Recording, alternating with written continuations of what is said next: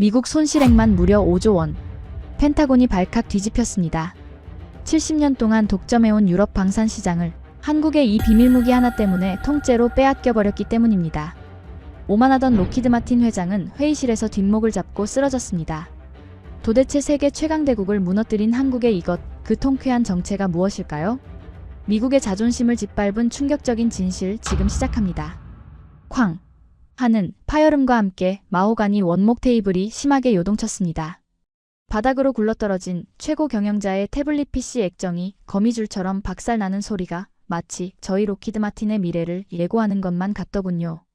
회장님의 이마에는 굵은 식은 땀이 맺혀 있었고 벽면을 가득 채운 대형 다우존스 모니터 속 우리 주가 그래프는 비정상적인 곡선을 그리며 하염없이 아래로 곤두박질치고 있었죠. 하지만 회의실 중앙에 앉아있던 저는 느긋하게 재킷의 먼지를 털어내며 혀를 찼습니다. 솔직히 말씀드리면 이 최고의 엘리트들의 호들갑이 꽤나 우스웠으니까요. 저는 로키드 마틴에서 향후 30년의 전 지구적 무기 판매 루트와 재무지표를 설계하는 수석 전략가입니다.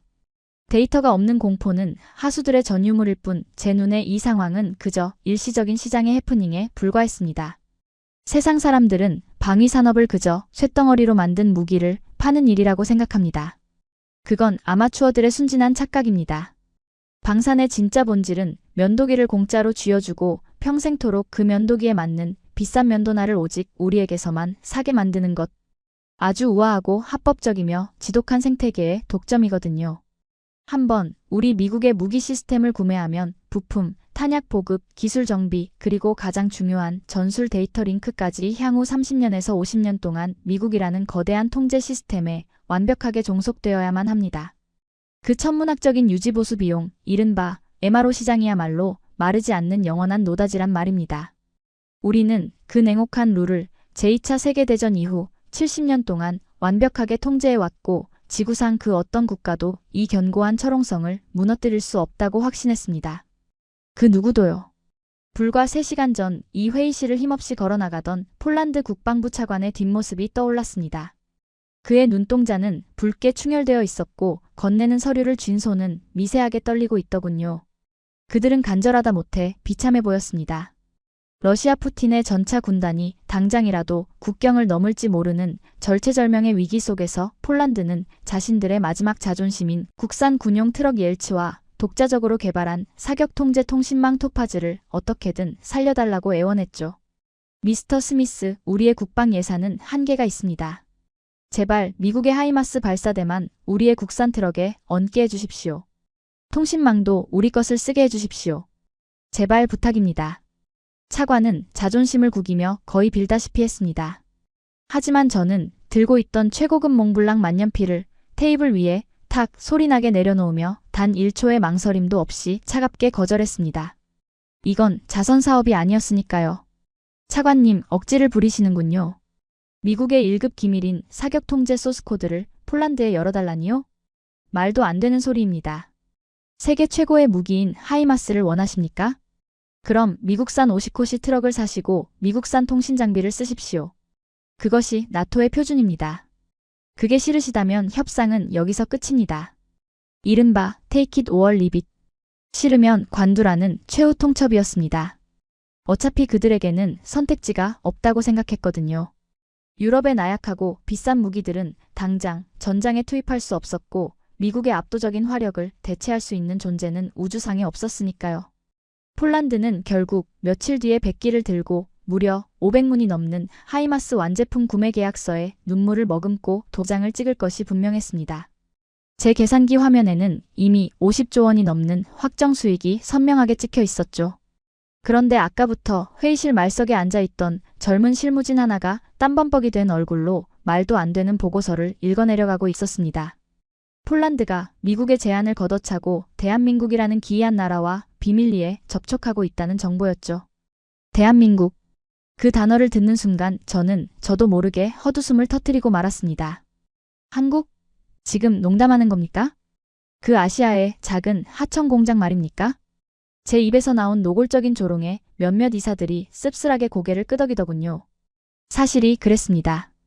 과거 우리가 도면을 던져주면 밤을 새워 겨우 조립이나 하던 나라 독자적인 원천 기술은커녕 미국의 허락 없이는 전투기 볼트 하나도 마음대로 개조하지 못해 쩔쩔매던 나라가 바로 한국이었습니다. 불과 몇 년 전 그들이 차세대 전투기를 만들겠다며 우리에게 핵심 기술 4가지를 구걸하러 왔을 때도 우리는 가차없이 문전박대해버렸으니까요. 그런 삼류 국가에서 만든 조잡한 로켓포 따위가 감히 신성한 로키드 마틴의 하이마스와 경쟁을 한다. 그것도 유럽 한복판에서? 코미디가 따로 없었죠. 다들 진정하십시오. 한국의 천무라는 무기는 기껏해야 우리 하이마스의 설계도를 베낀 열화판 싸구려 짝퉁에 불과합니다. 폴란드도 바보가 아닌 이상 당장에 급한 불을 끄겠다고 그런 출처모를 장난감에 국가의 안위를 걸 리가 없지 않겠습니까? 저는 자신만만하게 넥타이를 고쳐매며 선언했습니다. 이미 승부는 끝난 것이나 다름없었죠. 그때까지만 해도 저는 몰랐습니다. 그 싸구려 짝퉁을 만드는 나라가 과거 우리가 주었던 치욕을 어떤 도끼로 갈아 넣었는지 말입니다. 50조 원이 넘는 우리의 돈줄과 70년의 방산 패권이 바로 그 순간 아시아의 변방 국가에 의해 통째로 넘어가고 있었다는 사실을 저는 전혀 알지 못했습니다. 그 오만한 확신에 취해 미소 짓고 있던 바로 그 순간 육중한 회의실의 참나무 문이 부서질 듯 열렸습니다. 부사장님, 큰일 났습니다. 방금 워싱턴 주재 폴란드 대사관에서 긴급 외교 전문이 날아왔습니다. 숨을 헐떡이며 뛰어들어온 수석 보좌관의 얼굴은 백지장처럼 창백하게 질려 있더군요. 그는 카펫에 발이 걸려 넘어질 뻔한 것도 개의치 않고 제 앞에 붉은색 1급 기밀 폴더를 거칠게 내려놓았습니다. 그 소란스러움에 저는 살짝 미간을 찌푸리며 테이블 위에 놓인 에스프레소 잔을 만지작거렸죠. 아무리 급한 일이라도 펜타곤 출신의 엘리트가 이토록 경박하게 행동하는 것은 제 기준에 용납될 수 없는 일이었으니까요. 하지만 폴더를 펼쳐 첫 줄을 읽어내려가는 순간 저도 모르게 쥐고 있던 만년필을 바닥에 떨어뜨리고 말았습니다.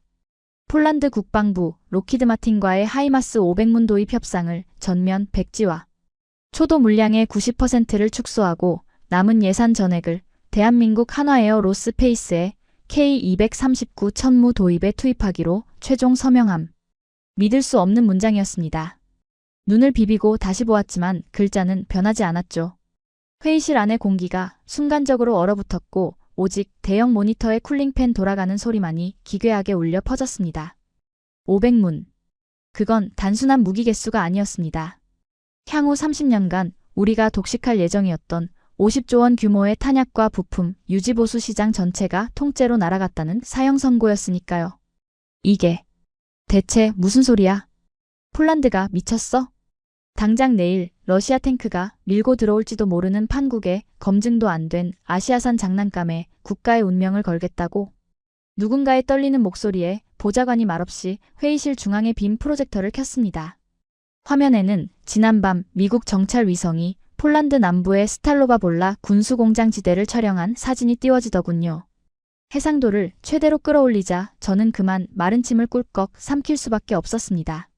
사진 속에는 분명 폴란드가 자랑하는 국산 대형 군용 트럭 옐츠가 도열해 있었습니다. 하지만 그 트럭의 등 위에 얹혀있는 것은 우리가 팔려던 날씬한 하이마스 발사대가 아니었죠. 대신 마치 건담 로봇의 무장처럼 무지막지하게 큰 거대한 쌍열 발사관 2개가 괴물처럼 웅크리고 있었습니다. 바로 한국의 차세대 다연장 로켓 천무였습니다. 세상에 저게 물리적으로 가능합니까? 폴란드 트럭에 한국 발사대를 올렸다고요? 아니, 애초에 규격이 안 맞을 텐데? 한 엔지니어가 비명을 질렀습니다. 그의 말이 맞았죠. 현대의 첨단 무기는 레고 블록이 아닙니다. 차체와 발사대를 결합하려면 전력 공급선부터 수천 개의 데이터 케이블 그리고 유압 시스템까지 1mm의 오차도 없이 맞물려야 하거든요. 이건 마치 사과나무에 배나무 가지를 접붙이는 것보다 수백 배는 더 복잡하고 위험한 공학적 기적이었습니다. 우리가 폴란드에게 너희 트럭은 못 쓴다라고 거절했던 가장 큰 이유도 바로 그 천문학적인 개발 비용과 실패 확률 때문이었으니까요. 하지만 화면 속의 결합은 기이할 정도로 완벽했습니다. 마치 처음부터 한 몸으로 태어난 것처럼 한국의 발사대는 폴란드의 트럭과 한치의 어긋남 없이 밀착되어 있더군요. 등골에 식은땀이 한 줄기 흘러내렸습니다. 그러나 제 머릿속을 강타한 진짜 공포는 외형이 아니라 그 안에 숨겨진 소프트웨어에 있었습니다. 잠깐 하드웨어야 어떻게 억지로 끼워 맞췄다 칩시다. 그런데 사격 통제 장치는요? 폴란드는 자국산 지휘 통신망인 토파즈를 씁니다. 한국 놈들이 거기에 천물을 어떻게 연동시켰단 말입니까? 제 날카로운 질문에 회의실은 찬물을 끼얹은 듯 조용해졌습니다. 맞습니다. 무기의 두뇌인 사격 통제 시스템은 철저한 폐쇄형 보안 코드, 이른바 블랙박스로 묶여 있습니다. 아이폰에 들어가는 핵심 코드를 안드로이드 폰에 그냥 넣는다고 작동할 리가 없지 않습니까? 서로 다른 두 시스템이 대화하게 만들려면 누군가 한쪽은 자신의 가장 깊은 곳에 있는 1급 기밀 소스 코드를 완전히 개방해야만 합니다. 우리는 그것을 절대 열어주지 않았습니다. 우리의 기밀을 내어주는 순간 방산 주도권을 잃어버리게 되니까요. 그런데 한국이 그걸 해냈다는 건 단 한 가지 뜻밖에 없습니다. 한국이 그 미련할 정도로 순진한 아시아의 국가가 폴란드를 위해 자신들의 1급 군사 기밀 코드를 모조리 통째로 열어주었다는 겁니다. 미친 짓이야. 이건 방산시장의 룰을 깨는 짓이라고. 저도 모르게 자리에서 벌떡 일어났습니다. 분노인지 아니면 정체 모를 두려움인지 모를 감정이 혈관을 타고 요동쳤죠. 상식적으로 말이 안 되는 거래였습니다. 기술 유출의 위험을 감수하면서까지 남의 나라 자존심을 세워준다니요? 자선사업도 아니고 그렇게 퍼주면 대체 뭐가 남는다는 말입니까? 회의실은 아수라장이 되었습니다. 누군가는 즉시 백악관에 연락해 폴란드에 경제보복을 가해야 한다고 소리쳤고 누군가는 한국을 WTO의 덤핑으로 제소하자고 날뛰더군요. 하지만 혼란의 소용돌이 속에서 저는 오히려 차갑게 머리가 식는 것을 느꼈습니다. 엘리트의 직감이었죠. 이건 단순한 계약이 아니었습니다. 무언가 우리가 모르는 거대한 속임수가 있을 것이 분명했습니다. 겉보기엔 그럴싸하게 조립해 놓았지만 막상 스위치를 누르면 먹통이 되는 속 빈 강정 보여주기식 쇼윈도 무기일 확률이 높았으니까요. 어차피 무기는 실전에서 단 한 번만 오작동해도 끝장입니다. 다들 조용히 하십시오. 제 낮고 단호한 목소리에 회의실이 쥐 죽은 듯 고요해졌습니다. 저는 바닥에 떨어진 만년필을 주워 먼지를 털어낸 뒤 다시 재킷 안주머니에 꽂아 넣었죠. 그리고 아직도 사시나무 떨듯 서 있는 보좌관을 똑바로 응시했습니다. 다음 주 폴란드 키엘체에서 열리는 국제방산 전시회에 우리 회사 부스가 있지? 내 비행기 티켓을 끊게. 지금 당장. 네. 부사장님께서 직접 가신다고요? 그래. 이 어설픈 삼류 마술쇼의 트릭을 내 두 눈으로 직접 확인해야겠어. 한국이 만든 그 조잡한 짝퉁이 나토의 표준 통신망에서 얼마나 우스꽝스러운 에러를 뿜어내는지 전 세계 언론 앞에서 만천하에 까발려주겠네. 폴란드 놈들이 다시 눈물을 흘리며 내게 무릎 꿇고 기어오게 만들겠어. 그날 밤 저는 뉴욕 JFK 공항에서 바르샤바행 비행기에 올랐습니다.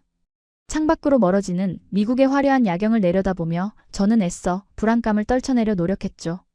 하지만 비행기가 대서양을 건너는 내내 위성사진 속 폴란드 트럭 위에 올라타 있던 그 한국산 괴물의 실루엣이 자꾸만 제 눈앞에 어른거렸습니다. 그것이 제 인생 최악의 치욕을 향해 걸어 들어가는 여정의 시작인 줄도 모른 채 말입니다. 바르샤바 쇼팽 공항에 비행기 바퀴가 닿는 그 진동을 느끼는 순간까지도 제 머릿속은 오직 참교육이라는 단어 하나로 꽉 차 있었습니다. 공항에서 곧바로 리무진을 타고 남쪽으로 3시간을 달려 도착한 곳은 폴란드의 군사도시 키엘체였습니다. 매년 9월이면 이곳에서 유럽 최대의 방산 전시회인 MSPO가 열리는데 사실 지난 10년간 이 전시회의 진정한 주인공은 언제나 우리 미국이었습니다. 제가 전시장에 들어설 때마다 폴란드 국방부 장관이 레드카펫 끝까지 마중을 나오고 취재진들의 플래시 세례가 마치 할리우드 스타를 대하듯 쏟아지곤 했으니까요. 하지만 이번에는 공기가 달랐습니다. 전시장 입구에 들어선 저는 본능적으로 걸음을 멈추고 주위를 둘러보았습니다. 저를 마중 나온 고위 관료는 단 한 명도 없었고 대신 저 멀리 전시장 중앙홀에서 마치 록 콘서트장 같은 거대한 환호성과 박수 소리가 터져 나오고 있었기 때문입니다. 그 소리의 진원지는 미국 로키드 마틴의 부스가 아니라 역대 가장 넓은 면적을 차지하고 있는 대한민국 특별관이더군요. 저는 불쾌함을 애써 억누르며 군중을 헤치고 그곳으로 다가갔습니다. 그리고 중앙무대 위에 위풍당당하게 전시되어 있는 그 괴물 폴란드형 천무인 호마르케이를 두 눈으로 직접 마주하게 되었습니다. 솔직히 고백할 건데 저는 그 순간 마른 침을 삼킬 수밖에 없었습니다. 제 예상과 달라도 너무 달랐으니까요. 저는 폴란드산 트럭 위에 한국산 발사대를 올린 그 기괴한 혼종이 조잡한 용접 자국과 어지럽게 널브러진 케이블들로 덮여 있을 것이라 확신했습니다. 규격이 다른 두 나라의 금속을 억지로 이어붙이면 필연적으로 균열이 생길 수밖에 없기 때문입니다. 그런데 눈앞의 현실은 제 오만함을 비웃는 듯 했습니다. 폭 2.5m, 길이 11m의 거대한 폴란드 옐츠 트럭과 한국의 발사대는 마치 원래 한 몸이었던 것처럼 완벽한 유선형의 실루엣을 자랑하고 있었습니다. 유압 실린더의 접합부는 항공우주 등급의 초정밀 가공으로 마감되어 있었고 그 흔한 윤활유 한 방울 새어나온 흔적조차 찾을 수 없더군요. 마치 외계인이 밤새 빚어놓은 조각상 같았습니다. 겉모습만 번지르르하게 꾸며놨군. 중요한 건 속 알맹이야. 저는 애써 불안감을 털어내며 속으로 비아냥거렸습니다. 겉은 어떻게든 맞췄다 쳐도 미국의 복잡한 통신 시스템에 길들여진 폴란드의 사격 통제망이 저 낯선 아시아의 하드웨어와 제대로 대화할 리가 없었으니까요. 오류가 터지는 건 시간 문제일 뿐이었습니다. 저는 마치 결함품을 잡아내러 온 감사관처럼 거드름을 피우며 부스 한 구석에 서 있는 한국 측 관계자에게 다가갔습니다. 명찰에는 한화에어로스페이스 수석연구원이라는 직함이 적혀 있더군요. 아마추어 동양인 엔지니어 하나쯤은 제 화려한 영어와 전문 용어로 단숨에 묵사발을 낼 수 있다고 생각했습니다. 실례합니다, 미스터 킴. 로키드 마틴의 수석 전략가입니다. 한 가지 기술적인 질문을 해도 되겠습니까?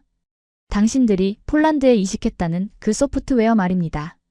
나토 표준 보안 체계를 단 하나라도 우회했다면 그건 명백한 국제법 위반이라는 걸 알고는 계시겠죠? 제 목소리에는 명백한 적의와 위협이 담겨 있었습니다. 보통의 경쟁사 엔지니어라면 당황해서 눈을 피하거나 변명을 늘어놓기 마련입니다. 그런데 이 한국인 연구원의 반응은 기이할 정도로 차분했습니다. 그는 흥분해서 핏대를 세우고 있는 저와 달리 마치 한가로운 카페에서 오랜 친구를 만난 듯 부드러운 미소를 띠며 제게 차가운 생수 한 병을 건네더군요. 먼 길 오시느라 고생 많으셨습니다. 안 그래도 기다리고 있었습니다. 그의 완벽하고 정중한 영어 발음에 저는 순간 말문이 막혔습니다. 방어 기제도 당황한 기색도 전혀 없는 그 쿨한 태도가 오히려 저를 더 불쾌하게 만들었죠. 기다리다니 무슨 소립니까? 대답이나 하시죠. 폴란드의 토파즈 통신망에 어떻게 천무를 연동시킨 겁니까? 해킹이라도 했습니까? 제 다그침에 연구원은 들고 있던 태블릿 화면을 켜서 제게 보여주었습니다. 화면 속에는 어지러운 데이터 코드가 아니라 어제 진행되었다는 극비 실사격 테스트의 영상이 재생되고 있었습니다. 해킹 같은 불법적인 방법은 저희 방식이 아닙니다. 미국은 폴란드에게 미국 시스템에 폴란드를 맞추라고 하셨죠? 저희는 정반대로 했습니다. 저희 천무의 핵심 두뇌인 국방과학연구소에서 개발한 1급 기밀 사격 통제 소스코드를 통째로 폴란드에 열어주었습니다. 그리고 폴란드 엔지니어들과 함께 밤을 새우며 그들의 언어와 체계에 맞게 처음부터 다시 코딩을 짰죠. 그의 목소리는 너무나 담담해서 마치 저녁 메뉴를 설명하는 것처럼 들렸습니다. 하지만 그 내용의 파괴력은 제 심장을 얼어붙게 만들기에 충분했습니다. 뭐라고요? 자국의 1급 기밀인 소스코드를 외국에 넘겼다고요? 당신들 미쳤습니까? 그러다 기술을 다 뺏기면 어쩌려고. 무기를 파는 건 신뢰를 파는 겁니다. 우리가 저들의 자존심을 지켜주지 않으면 저들도 우리를 파트너로 인정하지 않으니까요. 연구원의 짧은 한마디에 저는 망치로 머리를 얻어맞은 듯한 충격을 받았습니다. 신뢰라니. 비즈니스 세계에서 그런 감상적인 단어가 통할 리 없다고 생각했습니다. 하지만 그 결과를 부정할 수는 없었죠. 그때 제 뒤에서 익숙한 발소리가 들려왔습니다. 불과 며칠 전 워싱턴에서 저에게 머리를 조아리며 구걸하던 그 폴란드 국방 차관이었습니다. 그런데 그의 표정은 워싱턴에서 보았던 그 비참한 패배자의 얼굴이 아니더군요. 가슴을 활짝 펴고 눈빛에는 전사의 자부심이 가득 차 있었습니다. 그는 저를 보더니 비웃음도 조롱도 아닌 그저 동등한 파트너를 바라보는 담담한 시선으로 말했습니다. 미스터 스미스.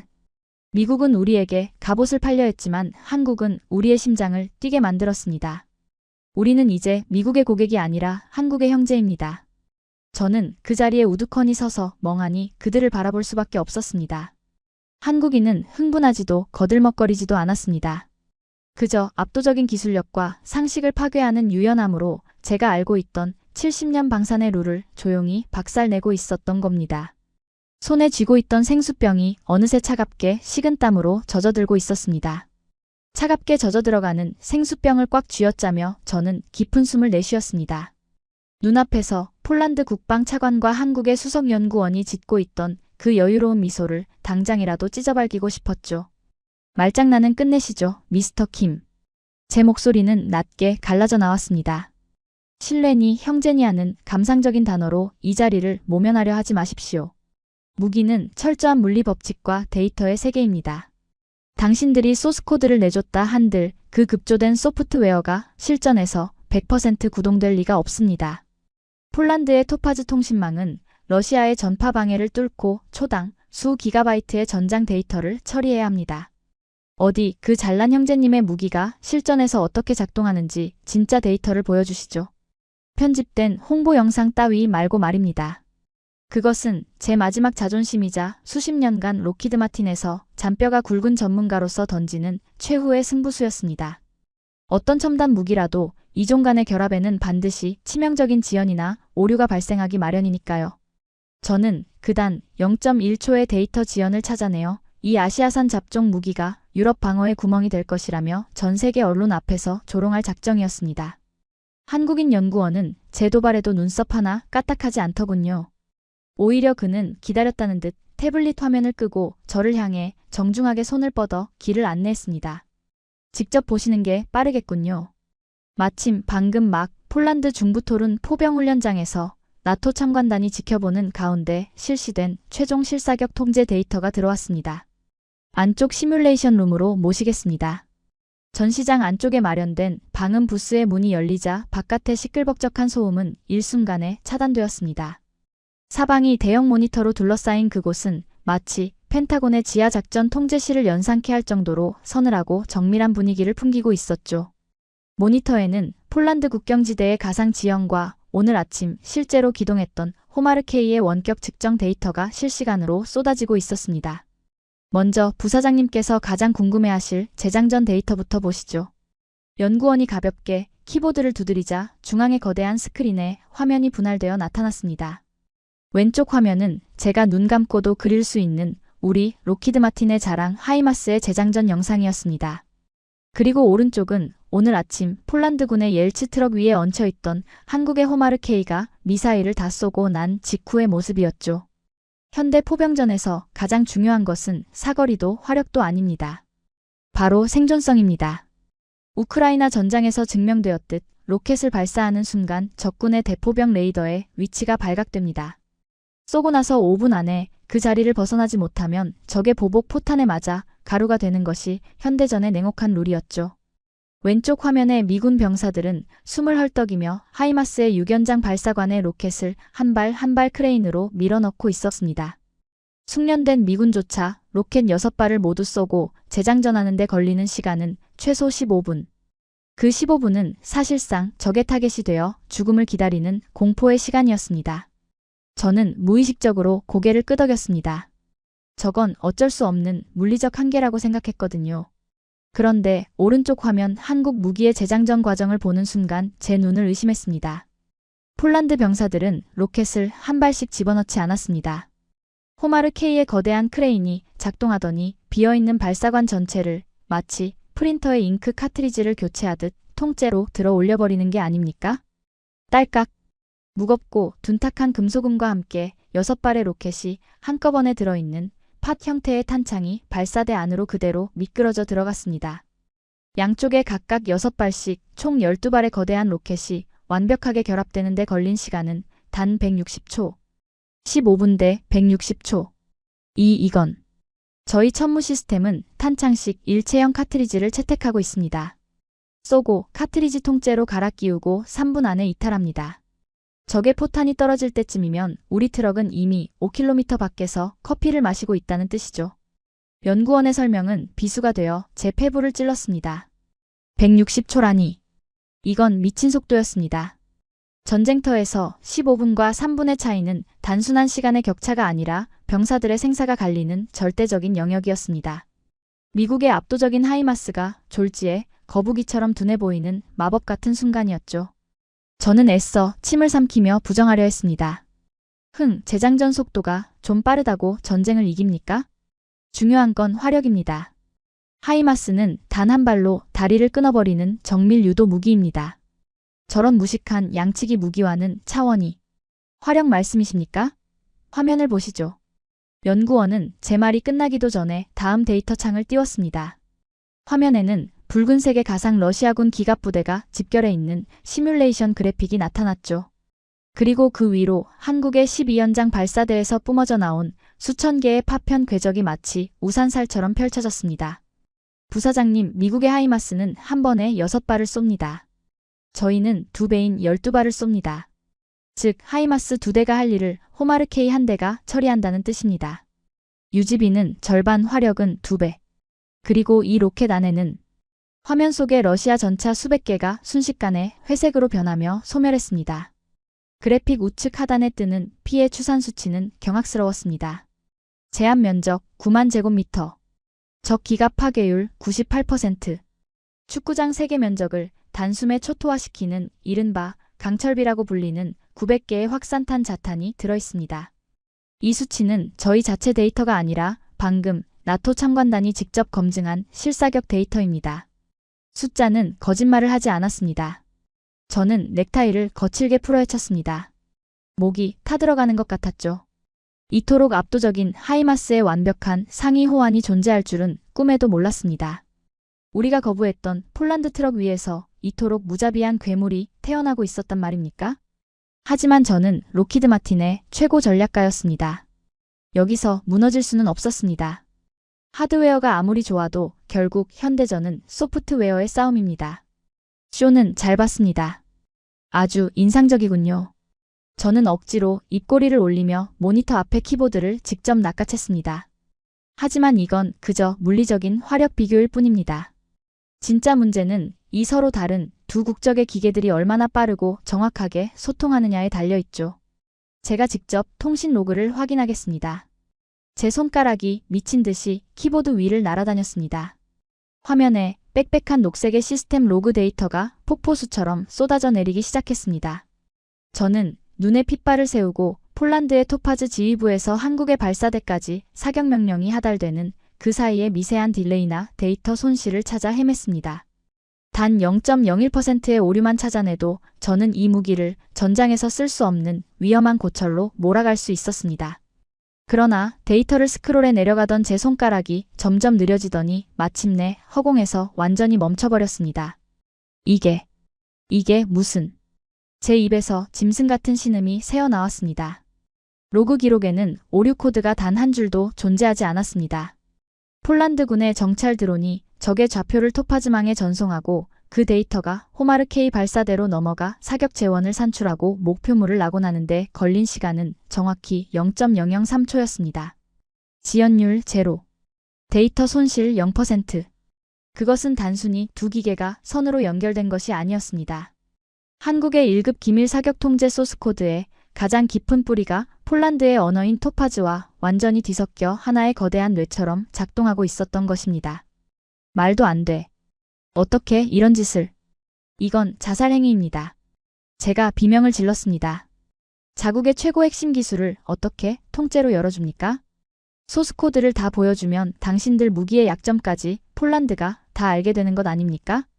이런 바보 같은 비상식적인 짓을 대체 왜 한 겁니까? 이건 제 평생의 상식으로는 도저히 이해할 수 없는 영역이었습니다. 기술은 감추고 독점해야만 돈이 되는 것입니다. 우리가 하이마스를 팔면서 결코 코드를 열어주지 않았던 것도 그 때문이었죠. 그런데 한국은 자신들의 심장을 폴란드에게 그냥 내주었습니다.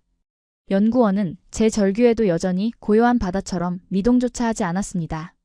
그는 화면의 로그 기록을 끄고 대신 또 다른 문서를 화면에 띄웠습니다. 그것은 지식재산권 공유 및 공동개발협정서라는 제목의 한화와 폴란드 PGG 그룹 간의 비밀협약서 사본이었습니다. 부사장님, 미국은 완제품을 파는 것을 수출이라 부르시죠. 하지만 저희 한국은 이것을 동맹의 시작이라고 부릅니다. 그의 목소리가 통제실 안에 무겁게 울려 퍼졌습니다. 우리는 폴란드가 단순한 하청업체가 되길 원치 않았습니다. 그들은 수세기 동안 외세의 침략에 맞서 피를 흘려온 긍지 높은 나라입니다. 자신의 손으로 만든 트럭, 자신의 손으로 만든 통신망으로 조국을 지키고 싶다는 그들의 자존심. 우리는 그 간절함을 누구보다 잘 알고 있습니다. 왜냐하면 과거의 대한민국도 똑같았으니까요. 순간 저는 머리를 망치로 얻어맞은 듯한 기분에 휩싸였습니다. 과거. 그렇습니다. 수십 년 전 미국의 낡은 탱크와 대포를 구걸하듯 받았으며 기술 하나 배우기 위해 밤낮으로 미국 엔지니어들의 눈치를 보던 나라. 전투기의 핵심 레이더 기술 이전을 거부당하고 눈물을 삼키며 돌아서야 했던 나라. 그 서러움과 한의 역사가 지금 이 거대한 유연성을 만들어낸 것입니다. 갑질을 당해본 자만이 파트너를 어떻게 대해야 하는지 정확히 알 수 있었던 것이죠. 폴란드는 이제 우리의 기술을 복제하는 것이 아니라 우리와 함께 새로운 나토 표준을 만들어 나가는 공동 개발자입니다. 소스코드를 열어줌으로써 우리는 기술을 잃은 게 아니라 유럽이라는 거대한 형제를 얻은 것입니다. 연구원의 말끝에 통제실 한쪽 벽면을 가득 채운 대형 스크린에 또 다른 실시간 영상이 떠올랐습니다. 전시장 밖 폴란드군 사열대 앞의 모습이었습니다. 폴란드의 국방부 장관과 수십 명의 장성들이 호마르케이 발사대 앞에 도열해 있었습니다. 그들의 눈에는 눈물이 고여 있었습니다. 자신들의 국산 트럭이 당당히 미국의 무기를 대체하고 최전선에 서게 되었다는 그 벅찬 감동을 주체하지 못하고 있는 모습이었습니다. 저는 그제야 제가 무엇을 놓쳤는지 뼈저리게 깨달았습니다. 우리는 돈을 쥐고 흔들며 그들의 지갑을 열려 했지만 한국은 그들의 심장을 열었던 것입니다. 미국의 블랙박스 정책, 그 오만한 갑질은 폴란드의 마지막 자존심을 건드렸고 그것이 바로 록히드 마틴이라는 거대한 제국의 목을 찌르는 치명적인 자충수가 되었던 것이죠. 모니터 속 데이터 그래프들이 춤을 추고 있었습니다. 그 선들은 단순한 무기 테스트 결과를 넘어서 동유럽 전역으로 한국 무기가 바이러스처럼 퍼져나갈 미래를 완벽하게 증명하고 있었습니다. 저는 더 이상 반박할 수 없었습니다. 완벽한 논리, 완벽한 증거, 그리고 상대를 완전히 압도하는 그 정신적인 성숙함 앞에서 저는 철저하게 무너져 내리고 있었습니다. 셔츠가 식은땀으로 흥건히 젖었습니다. 다리가 후들거려 도저히 서 있을 수가 없더군요. 저는 결국 방음 부스 안의 의자에 주저앉고 말았습니다. 머릿속에는 오직 하나의 생각만이 미친 듯이 맴돌고 있었습니다. 망했다. 우리가 저 괴물들을 키워버렸다. 수십조 원. 아니, 어쩌면 100조 원이 넘을지도 모르는 유럽 방산 시장의 지배권이 지금 제 눈앞에서 한국의 소나기로 완전히 넘어가고 있었습니다. 록히드 마틴의 수석 전략가로서 저는 이 파국을 막을 그 어떤 방법도 그 어떤 카드도 남아있지 않음을 깨달았습니다. 유리창 너머로 보이는 한국인 연구원의 차분한 미소가 마치 제국의 장례식을 주관하는 저승사자의 얼굴처럼 서늘하게 느껴졌습니다. 미국의 70년 패권이 키엘체의 작은 방음 부스 안에서 소리 없이 하지만 완벽하게 산산조각 나고 있었습니다. 제 눈앞이 아득해졌습니다. 산산조각이 나버린 제 자존심의 파편들이 발밑에 흩어져 있는 것만 같았죠. 쿵쾅거리는 제 심장 박동 소리가 방음 부스 안의 정적을 깨뜨릴까 두려울 지경이었습니다. 저는 떨리는 손으로 이마의 식은땀을 훔쳐내며 애써 흐트러진 호흡을 가다듬으려 노력했습니다. 그때였습니다. 줄곧 침묵을 지키고 있던 한국인 수석 연구원이 테이블 구석에 놓여있던 두툼한 갈색 마닐라 봉투 하나를 제 앞으로 조용히 밀어넣더군요. 봉투의 겉면에는 붉은색으로 1급 대외비 나토 무기 표준화 로드맵이라는 도장이 선명하게 찍혀 있었습니다. 부사장님, 진짜 충격은 아직 시작도 안 했습니다. 이것이 저희가 폴란드에 소스코드를 넘겨준 진짜 이유입니다. 그의 낮고 건조한 목소리에 저는 홀린 듯 봉투의 입구를 뜯었습니다. 그리고 그 안에 담긴 수백 페이지의 문건 중 가장 첫 장에 있는 거대한 유럽 지도 하나를 펼쳐들었죠. 그것을 본 순간 저도 모르게 의자에서 반쯤 튀어오르며 헛바람을 들이켰습니다. 제 평생 방위산업에 몸담으며 보았던 그 어떤 기밀 문서보다도 소름 끼치는 그야말로 가장 깊고 치명적인 비밀이 그 한 장의 종이 위에 적나라하게 그려져 있었기 때문입니다. 지도 위에는 폴란드를 중심으로 뻗어나가는 수십 개의 붉은색 보급선이 혈관처럼 이어져 있었습니다. 그 선들의 끝에는 루마니아, 에스토니아, 핀란드, 노르웨이, 심지어 영국의 국기까지 박혀 있었죠. 그리고 그 모든 선들의 출발점은 다름 아닌 오늘 아침 한국의 괴물 천무가 조립된 폴란드의 군수 공장들이었습니다. 이 도표의 의미가 대체 뭡니까? 설마. 맞습니다. 한국은 단순히 폴란드에 무기를 판 게 아닙니다. 폴란드를 유럽 전역에 K방산 무기를 공급하는 허브로 만들어버린 겁니다. 연구원의 설명은 제 마지막 이성의 끈마저 무참히 끊어놓았습니다. 보통의 상식이라면 원천 기술을 가진 한국이 유럽 각국에 직접 무기를 수출하는 것이 맞습니다. 그래야 이득을 독식할 수 있으니까요. 그런데 한국은 그 천문학적인 이득을 폴란드와 나누기로 한 것입니다. 폴란드 공장에서 한국산 부품을 조립해 완성품을 만들고 그것을 폴란드에 이름표를 붙여 인접한 나토 국가들에게 수출할 수 있는 재판매 권한까지 완벽하게 허락해버린 것이죠. 이것은 상업적 거래가 아니라 유럽 대륙 전체의 국방 생태계를 통째로 갈아치우는 거대한 전략적 알박기였습니다. 세상에. 루마니아 국방부도 이미 한국산 K9 자주포 54문을 구매하기로 계약했단 말입니까? 에스토니아도? 저는 떨리는 목소리로 문서의 다음 장을 넘겼습니다. 눈앞의 활자들이 기괴하게 춤을 추는 것만 같았죠. 우크라이나 전쟁 이후 안보 불안에 떨던 동유럽 국가들은 당장 내일이라도 쓸 수 있는 즉시 전력이 필요했습니다. 하지만 미국은 주문하면 5년이 걸리고 가격은 2배나 비쌌죠. 그런데 바로 옆 나라 폴란드에 미국보다 화력은 2배나 강하고 가격은 절반이며 심지어 유럽 표준 통신망과 완벽하게 호환되는 검증된 무기 공장이 생겨버린 겁니다. 그들에게 선택지는 이미 정해져 있는 것이나 다름없었습니다. 미국이 주도하던 나토의 방산 네트워크가 아예 한국을 중심으로 재편되고 있어. 문서를 쥔 제 손끝이 하얗게 질려 들어갔습니다. 아까 제가 추산했던 50조 원의 손실은 그저 폴란드 한 나라에 국한된 귀여운 에피타이저에 불과했습니다. 이 붉은색 혈관들이 유럽 전체를 덮어버린다면 앞으로 30년간 발생할 탄약, 부품, 유지보수 시장의 규모는 200조 아니 300조 원을 가볍게 넘어설 것이 분명했으니까요. 그야말로 공포였습니다. 한국인들의 이 미친 유연함과 동맹의 기술은 미국이 70년간 철권 통치로 유지해온 방산 제국을 내부에서부터 완벽하게 붕괴시키고 있었습니다. 로키드 마틴이라는 거대한 제국의 수석 전략가로서 저는 이 완벽하고 치밀한 포위망을 뚫고 나갈 그 어떤 돌파구도 찾을 수 없더군요. 바로 그 순간이었습니다. 제 재킷 안주머니에서 묵직한 진동이 울리기 시작했습니다. 일반적인 전화가 아니었죠. 비상 상황에서만 작동하는 본사와 직접 연결된 붉은색 암호화 통신망이었습니다. 발신자는 CEO, 로키드 마틴의 회장님이었습니다. 저는 반사적으로 헛기침을 하며 목을 가다듬었습니다. 연구원에게 잠시 양해를 구하고 떨리는 손으로 통화 버튼을 눌러 귀에 가져다 대었죠. 네, 회장님. 스미스입니다. 지금 키엘체 전시장에. 닥쳐. 지금 당장 그 입 다물어, 이 멍청한 자식아. 수화기 너머로 들려오는 회장님의 고함 소리는 고막을 찢을 듯 날카로웠습니다. 평소에 그 냉철하고 신사적이던 목소리는 온데간데 없이 이성을 잃은 맹수의 울부짖음처럼 들리더군요. 너 도대체 유럽에서 무슨 짓을 하고 돌아다니는 거야?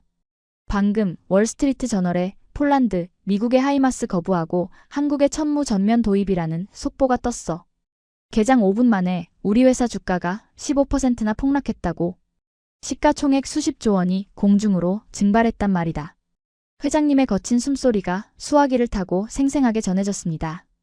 저는 등줄기를 타고 식은땀이 비 오듯 쏟아지는 것을 느꼈습니다. 월가에 이미 소문이 퍼졌다는 건 파국이 공식화되었다는 뜻이었으니까요. 회장님 진정하십시오. 저도 방금 데이터를 확인했습니다. 이건 우리의 예상 범위를 완전히 벗어난 변명 따위는 듣고 싶지 않아. 워싱턴 정치권이 지금 난리가 났어. 국방부 장관이 직접 전화를 걸어와서 방산 패권을 아시아에 넘겨준 책임자를 내놓으라며 길길이 날뛰고 있단 말이야. 이 사회는 이미 누군가의 목을 칠 준비를 하고 있어. 네가 될지 내가 될지 말이야. 회장님의 말에 제 심장이 쿵 하고 내려앉았습니다. 거대한 위기의 그림자가 저를 덮쳐오고 있었죠. 회사는 이 천문학적인 손실을 설명할 희생양, 즉 토사구팽할 대상을 찾고 있는 것이 분명했습니다. 그리고 그 타겟은 가장 최전선에 있는 바로 저였습니다.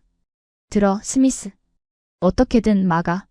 한국 무기가 결함투성이라고 통신망에 치명적인 오류가 발생했다고 가짜 보고서라도 만들어내. 유럽 언론에 로비를 하든 폴란드 내부 분열을 일으키든 수단과 방법을 가리지 말고 그 계약을 파기시켜. 당장 해명할 성과를 가져오지 못하면 넌 파산은 물론이고 펜타곤의 1급 기밀 유출 혐의로 평생 감옥에서 썩게 될 거야. 알겠나? 뚝. 일방적인 통보와 함께 전화가 끊어졌습니다. 통화 연결음만이 삐 하고 울리는 휴대폰을 든 채 저는 그대로 굳어버렸습니다. 스파이 누명, 해고, 그리고 영원한 매장. 제국의 엘리트로 살아왔던 제 인생이 송두리째 무너지는 소리가 들렸습니다. 회장님은 방금 제가 두 눈으로 똑똑히 목격한 진실, 그 압도적인 한국의 기술력을 전면 부정하고 거짓말을 하라고 명령한 것입니다. 숨이 막혀왔습니다. 저는 본능적으로 태블릿을 열어 펜타곤 보안 서버에 접속을 시도했습니다. 이 말도 안 되는 지시를 국방부 인맥을 통해 어떻게든 막아보려 했죠. 하지만 화면에는 붉은색 경고창만이 깜빡거리고 있었습니다. 접근 거부, 귀하의 보안 등급이 해제되었습니다. 절망적이었습니다. 본사는 이미 제 손발을 묶어버린 채 저를 벼랑 끝으로 밀어넣고 있었습니다. 그들이 요구하는 거짓말을 하면 저는 진실을 아는 저 한국의 괴물들에게 짓밟힐 것이고 진실을 말하면 제국의 분노에 타버릴 것입니다. 사면 초과. 완벽한 고립이었습니다. 접근이 거부되었다는 붉은색 경고창의 깜빡임이 마치 제 심장 박동에 맞춰 울리는 시한폭탄의 카운트다운처럼 느껴졌습니다. 방음 부스 안의 차가운 에어컨 바람이 오늘따라 유독 뼈에 사무치게 시리더군요. 미국 정부의 1급 기밀 유출 혐의. 이것은 단순한 해고 통보가 아닙니다. 제가 가진 모든 자산이 동결되고 가족들의 신상이 털리며 연방교도소의 차가운 독방에서 남은 생을 보내야 한다는 사형 선고나 다름없었죠. 가짜 보고서를 써라. 기술적 결함이 있다고 한국의 소스코드가 해킹당했다고 위증해라. 저는 넋이 나간 사람처럼 중얼거리며 떨리는 손으로 마른 세수를 했습니다. 회장님의 명령은 명확했습니다. 눈앞에 펼쳐진 이 압도적인 진실을 덮기 위해 거대한 거짓말의 장막을 칠하는 것이었죠. 만약 제가 그들의 요구대로 폴란드 국방부의 시스템과 호마르 K 사이의 연동에 치명적인 오류가 있다는 가짜 보고서를 작성해 유럽 언론에 뿌린다면 당장은 시간을 벌 수 있을지도 모릅니다. 우크라이나 전쟁에 공포에 질려있는 유럽 시민들은 아주 작은 기술적 결함설에도 민감하게 반응하여 한국 무기 도입에 제동을 걸 것이 분명했으니까요. 하지만 그 대가는 파멸이었습니다. 저 한국인 연구원이 쥐고 있는 완벽한 실사격 데이터와 나토 참관단의 검증 보고서가 공개되는 순간 제 거짓말은 만천하에 탄로 날 것입니다. 그렇게 되면 저는 록히드 마틴이라는 거대 제국의 방패막이가 되어 모든 책임을 뒤집어쓰고 영원히 매장당하겠죠. 진실을 말하면 제국에게 버림받고 거짓을 말하면 진실 앞에 짓밟히는 절대적인 진퇴양난. 숨이 막혀왔습니다. 넥타이를 거칠게 잡아당겨 풀었지만 목을 조여오는 듯한 압박감은 사라지지 않았습니다. 저는 비틀거리며 자리에서 일어났습니다. 더 이상 이 밀폐된 공간에 있다가는 정말 미쳐버릴 것만 같았거든요. 부스 문을 열고 나오자 아까보다 훨씬 더 많은 인파가 한국 부스를 둘러싸고 있는 모습이 보였습니다. 폴란드인들뿐만 아니라 루마니아, 에스토니아, 핀란드 군복을 입은 장교들이 열띤 토론을 벌이고 있더군요. 그들의 얼굴에는 새로운 미래에 대한 흥분과 열기가 가득 차 있었습니다. 그 모습을 멀리서 지켜보던 저는 마치 유령이 된 것 같은 기분을 느꼈습니다. 저 찬란한 축제의 장에서 저 혼자만 썩어 문드러지는 배에 남겨진 기분이었죠. 도망치듯 전시장을 빠져나온 저는 렌터카를 몰아 남쪽으로 달리기 시작했습니다. 어디로 가는지 무슨 계획이 있는지도 모른 채 그저 엑셀을 밟았습니다. 그저 본사의 감시망에서 그리고 저 한국의 괴물 같은 무기들에게서 가장 멀리 떨어진 곳으로 도망치고 싶었을 뿐입니다. 그렇게 2시간쯤 정신없이 차를 몰았을 무렵 저는 익숙한 이정표 하나를 발견하고 급히 브레이크를 밟았습니다. 스탈로바 볼라 국영방산 공장 3km. 스탈로바 볼라. 폴란드 남부의 거대한 군수공업 도시이자 방금 전 위성사진에서 보았던 바로 그 호마르 K의 산실이었습니다. 이곳은 폴란드의 국산 대형 트럭 옐츠가 생산되는 곳이기도 했죠. 저도 모르게 핸들을 꺾어 공장 쪽으로 향했습니다. 무언가에 홀린 듯한 기분이었습니다. 제국의 엘리트로서 제가 믿어왔던 완벽한 논리가 무너진 곳.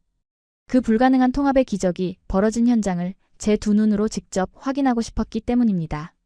경비 초소를 지나 거대한 제1조립동 안으로 들어선 순간 저는 코를 찌르는 매캐한 용접 가스 냄새와 쇳가루 냄새에 저도 모르게 인상을 찌푸렸습니다.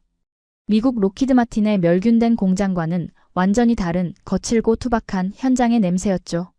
수십 미터 높이의 거대한 크레인이 굉음을 내며 움직이고 있었고 곳곳에서 불꽃이 튀어오르고 있었습니다. 그런데 공장 안의 풍경이 무언가 이상했습니다. 작업자들이 입고 있는 작업복의 색깔이 두 가지로 나뉘어 있더군요. 붉은색의 폴란드 PGG 그룹 작업복, 그리고 푸른색의 대한민국 한화에어 로스페이스 작업복이었습니다. 이토록 삼엄한 국가 1급 보안시설에 외국인 기술자들이 자유롭게 돌아다니고 심지어 폴란드 노동자들과 한데 뒤엉켜 망치질을 하고 있는 모습은 제 상식으로는 도저히 이해할 수 없는 광경이었습니다. 우리는 기술 유출을 막기 위해 철저히 구역을 나누고 소통조차 금지했으니까요. 저는 홀린 듯 조립 라인의 가장 안쪽으로 걸음을 옮겼습니다. 그곳에서는 방금 막 도착한 폴란드의 옐츠 트럭 차체 위에 한국의 천무 발사대를 결합하는 작업이 한창이었습니다. 가까이 다가가자 거대한 트럭 밑바닥에서 기름때에 절어있는 두 남자가 보였습니다. 한 명은 덩치가 산만한 폴란드 엔지니어였고 다른 한 명은 그보다 체구가 한참 작은 한국인 기술자였죠. 그들은 서로 알아듣지도 못할 언어로 소리치며 복잡한 유압 케이블 도면을 바닥에 펼쳐놓고 격렬하게 논쟁을 벌이고 있었습니다. 이봐, 킴. 이쪽 케이블 각도가 안 나와. 옐츠 트럭의 서스펜션 구조상 천무의 발사 충격을 견디려면 유압 실린더 위치를 5mm 더 뒤로 빼야 한다고. 아닙니다, 얀. 그렇게 하면 무게중심이 틀어져서 험지 주파 능력이 떨어집니다. 차라리 우리가 가져온 발사대의 하부 프레임을 깎아내서라도 원래 위치를 맞추는 게 맞습니다. 제가 밤새 도면을 수정하겠습니다. 통역기를 통해 간신히 의사소통을 하는 그들의 대화를 엿듣던 저는 순간 제 귀를 의심했습니다. 발사대 프레임을 깎아낸다니요? 완성된 자국의 무기 시스템을 고객사의 트럭에 맞추기 위해 스스로 분해하고 재설계하겠다는 말입니까? 미국의 방식은 정반대였습니다. 우리 하이마스의 규격은 이러하니 너희가 알아서 차체를 바꾸든가 아니면 포기해라. 철저한 갑의 입장에서 모든 것을 통제했죠. 그런데 이 한국인 기술자는 규격이 맞지 않는 폴란드 트럭을 탓하는 대신 자신들이 밤을 새워 무기를 개조하겠다고 말하고 있었습니다. 저는 믿을 수 없는 심정으로 한국인 기술자의 손을 바라보았습니다. 그의 손에는 두꺼운 작업용 장갑이 들려 있었지만 드러난 맨손의 상태는 처참하기 그지없었습니다. 손마디 곳곳에는 쇠붙이에 베이고 긁힌 상처들이 훈장처럼 박혀 있었고 손톱 밑에는 지워지지 않는 검은 기름때가 깊숙이 배어 있었죠. 저 사람들은 도대체... 저도 모르게 혼잣말이 새어나왔습니다. 그때 뒤에서 누군가 제게 다가왔습니다. 키엘체 전시장에서 보았던 그 폴란드 국방 차관이었습니다. 그는 공장 시찰을 위해 와 있는 모양이었죠. 그는 제 어리둥절한 표정을 보더니 씁쓸한 미소를 지으며 말문을 열었습니다. 미스터 스미스, 당신은 이곳이 어떻게 돌아가는지 궁금해서 오셨겠죠? 미국인들의 눈에는 저들이 미련해 보일 겁니다. 차관의 목소리에는 깊은 회한과 감사가 동시에 묻어나고 있었습니다. 저 한국의 기술자들 처음 이곳에 왔을 때는 정말 지옥이었습니다. 서로 언어도 안 통하고 기술적 자존심만 내세우며 매일같이 싸웠죠. 미국이었다면 당장 계약을 파기하고 철수했을 겁니다. 그는 잠시 숨을 고르더니 트럭 밑에서 땀을 뻘뻘 흘리고 있는 한국인을 가리켰습니다. 그런데 어느 날 폭우가 쏟아져 공장 지붕에서 비가 샜던 적이 있습니다. 조립 중이던 사격 통제 콘솔에 빗물이 떨어질 위기였죠. 그때 저 한국인 킴이 어떻게 했는지 아십니까? 자신의 작업복을 벗어 콘솔을 덮고는 밤새워 빗물을 온몸으로 막아냈습니다. 자기가 가져온 기술, 자기가 만든 무기에 대한 지독한 책임감이었죠. 저는 아무 말도 할 수 없었습니다. 목이 콱 막혀오는 듯한 느낌이 들었거든요. 그날 이후로 모든 게 변했습니다. 한국인들은 퇴근을 하지 않더군요. 호텔로 돌아가지 않고 공장 구석에 야전 침대를 깔고 밤새워 폴란드의 기술을 공부했습니다. 우리의 낡은 통신망 코드를 한 줄 한 줄 해석하고 자신들의 최신 소스 코드와 융합시키기 위해 수만 번의 시뮬레이션을 돌렸습니다. 그들은 우리의 기술을 무시하지 않았습니다. 오히려 그것을 존중하고 살려내기 위해 자신들의 뼈를 깎았죠. 차관의 시선이 공장 한쪽에 걸려있는 대형 현수막으로 향했습니다. 그곳에는 삐뚤빼뚤한 폴란드어와 한국어로 이렇게 적혀 있었습니다. 함께 흘린 땀은 적의 포탄보다 강하다. 우리는 저들을 통해 진짜 동맹이 무엇인지 배웠습니다. 돈으로 무기를 사는 게 아닙니다. 피와 땀으로 서로의 생명을 지키는 신뢰를 만드는 것이죠. 당신네 미국인들이 샴페인을 마시며 골프를 칠 때 한국인들은 이곳에서 우리와 함께 코피를 흘리며 역사를 새로 썼습니다. 망치로 뒤통수를 세게 얻어맞은 듯한 충격이었습니다. 저는 펜타곤의 에어컨 바람 아래서 깔끔한 엑셀 시트의 숫자로만 세상을 통제해왔습니다. 하청업체, 기술자들의 노력 따위는 인건비라는 항목에 들어가는 비용에 불과했죠. 하지만 눈앞의 저 한국인들은 달랐습니다. 그들은 컴퓨터 모니터 앞에 확률 게임이 아니라 손에 피멍이 들고 기름때를 뒤집었으며 인간의 집요함으로 불가능한 확률을 100%로 만들어내고 있었습니다. 과연 저라면 저렇게 할 수 있었을까요? 제 마음속 깊은 곳에서 태어나 처음으로 저 자신을 향한 본질적인 의문이 솟구쳐 올랐습니다. 솔직히 자신 없더군요. 1급 기밀의 소스코드를 열어주는 미친 짓, 남의 나라 트럭의 규격을 맞추기 위해 자신의 뼈대를 깎아내는 유연함. 그리고 무엇보다 파트너를 위해 온몸으로 비를 막아내는 저 미련할 정도의 진정성. 이것은 록히드 마틴이라는 거대 제국이 가진 수백조 원의 자본으로도 절대 만들어낼 수 없는 대한민국이라는 나라만이 가진 특유의 도끼이자 진심이었습니다. 과거 미국의 갑질에 눈물 흘리며 밤을 새워 기술을 갈고 닦았던 그들의 한이 이제는 지구 반대편의 약소국을 돕는 따뜻하고 압도적인 힘으로 진화한 것이죠. 저는 그 자리에 굳어버린 채 한참 동안 움직일 수 없었습니다. 손에 들고 있던 펜타곤의 위협적인 경고 메시지가 더 이상 두렵지 않았습니다. 오히려 제가 수십 년간 신봉해왔던 미국식 방산 패권의 오만함이 저들의 피와 땀 앞에서 얼마나 얄팍하고 추악한 것이었는지를 뼈저리게 실감하고 있었으니까요. 내가 완전히 틀렸구나. 무의식 중에 터져나온 그 한마디가 공장의 소음 속으로 흩어졌습니다. 눈시울이 뜨거워졌습니다. 그것은 50조 원을 잃어버렸다는 억울함의 눈물이 아니었습니다. 평생을 오만하게 살아왔던 제국주의자의 마지막 자존심이 진짜 사람의 가치를 마주하며 무너져 내리는 참회의 눈물이었습니다. 위기에서 벗어날 가짜 보고서를 쓰라는 본사의 협박. 하지만 지금 이 순간 제 눈앞에서 펼쳐지는 이 압도적인 인간 승리의 드라마를 도저히 거짓으로 덮을 자신이 없어졌습니다. 한국은 무기를 판 것이 아닙니다. 폴란드의 심장을, 유럽의 신뢰를, 그리고 오만했던 저의 영혼마저 송두리째 사로잡아 버린 것입니다. 벼랑 끝에 몰린 저에게 아이러니하게도 마지막 남은 양심이 꿈틀거리기 시작했습니다. 그 시끄러운 공장의 굉음 속에서도 제 귓가에는 오직 제 무너진 심장 박동 소리만이 선명하게 울려 퍼지고 있었습니다. 평생을 오만하게 살아왔던 제국주의자의 마지막 자존심이 진짜 사람의 가치를 마주하며 무너져 내리는 참회의 눈물. 그 뜨거운 액체가 뺨을 타고 흘러내리자 마치 눈에 씌워져 있던 두꺼운 안대가 벗겨진 것처럼 세상이 전혀 다르게 보이기 시작했습니다. 공장을 빠져나와 키엘체의 호텔방으로 돌아오는 길 내내 저는 운전대를 잡은 손을 벌벌 떨어야만 했습니다. 그것은 단순히 본사의 보복에 대한 공포 때문이 아니었습니다. 제가 평생을 바쳐 쌓아올린 돈과 통제로 세계를 지배할 수 있다는 그 확고한 신념 체계가 밑바닥부터 박살 나버린 것에 대한 극심한 현기증이었죠. 호텔방의 문을 잠그고 캄캄한 어둠 속에 홀로 앉자 그제야 지독한 절망감이 해일처럼 저를 덮쳐왔습니다. 탁자 위에는 여전히 펜타곤 보안 서버와의 연결이 끊긴 제 노트북이 차갑게 식어 있었습니다. 화면에는 본사에서 보내온 메일 한 통이 깜빡거리고 있었는데 제목은 긴급 폴란드 한국 무기 결함 조사 보고서 초안이더군요. 클릭 한 번. 이 가짜 보고서에 제 서명을 넣고 전송 버튼만 누르면 저는 살아남을 수 있었습니다. 회사는 저를 위기에서 구출해 줄 것이고 저는 다시 록히드 마틴의 45층 회의실로 돌아가 최고급 샴페인을 마시며 여생을 즐길 수 있겠죠. 한국의 무기는 치명적인 결함품으로 매도될 것이고 유럽의 방산 시장은 다시 미국의 통제 아래로 들어올 것입니다. 하지만 그게 무슨 의미가 있지? 캄캄한 방 안에서 제 목소리가 유령처럼 메아리쳤습니다. 과거의 저였다면 단 1초의 망설임도 없이 서명했을 겁니다.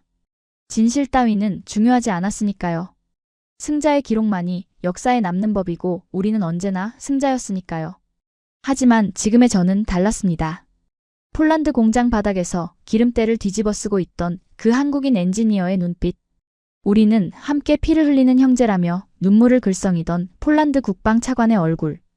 그리고 0.003초 만에 목표물을 낙온해버리던 그 경이로운 무결점의 데이터.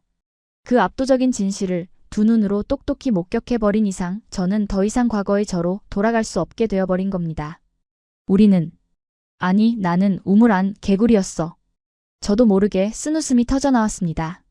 세계 최고의 엘리트라 자부했지만 실상은 거대한 우물 안에서 하늘이 돈으로만 덮여 있다고 믿었던 불쌍한 개구리였습니다. 미국이라는 거대한 제국의 그림자에 숨어 진짜 세상이 어떻게 변하고 있는지, 사람의 마음을 움직이는 힘이 무엇인지 전혀 보지 못했던 것이죠. 문득 지난 수십 년간 미국 방위산업이 걸어왔던 그 오만한 발자취들이 주마등처럼 스쳐 지나갔습니다. 우리는 늘 갑이었습니다. 기술이 없는 나라들을 상대로 마치 시혜를 베풀듯 구식 무기를 던져주며 비싼 유지보수 비용을 뜯어냈죠. 그러면서도 핵심 기술은 절대 넘겨주지 않았습니다. 그들이 영원히 우리 발밑에 머물기를 바랬기 때문입니다. 대한민국도 그중 하나였습니다. 기억이 납니다.